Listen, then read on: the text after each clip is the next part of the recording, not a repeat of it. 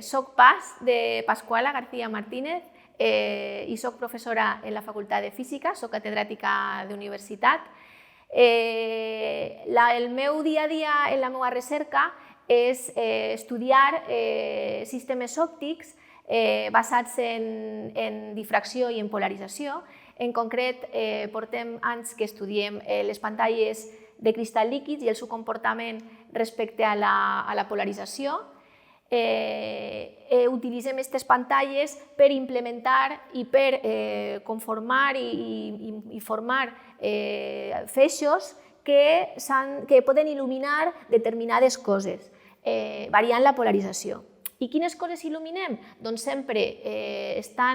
tenint sempre present el que podem aportar a la societat. En aquest cas, a la medicina tenim un projecte en el que estudiem les característiques de la pell, col·laborem amb dermatòlegs de l'Hospital Clínic d'Alacant i estem fent un dispositiu pel fet que este personal puga visualitzar els problemes de la pell amb una millor eficiència per diagnosticar correctament totes aquestes qüestions.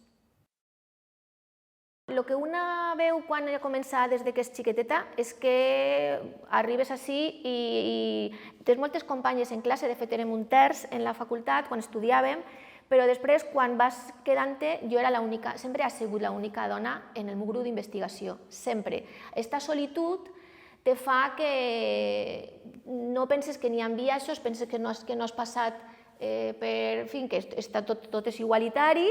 Clar, jo he triat física i no, en fi, i aquestes coses no les penses, les coses d'estereotips no les penses. Arriba un moment en què moltes vegades te sents molt aïllada en el dia a dia explicant coses, no t'escolten, és que a mi me passa contínuament, perquè és que estic soles, aleshores són coses que tot el món fem de forma inconscient.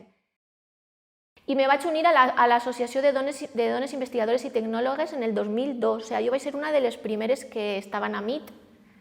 Me va encantar perquè vaig entrar allí, a més recordo la primera vegada vaig conèixer a María Ángeles Durán, que és una persona increïble en sociologia, i me vaig sentar al seu costat i clar, vaig veure, ostres, estic en dones que parlant dels mateixos problemes i clar, vaig entendre la necessitat que una part del meu temps la dedique a això i com compromís personal.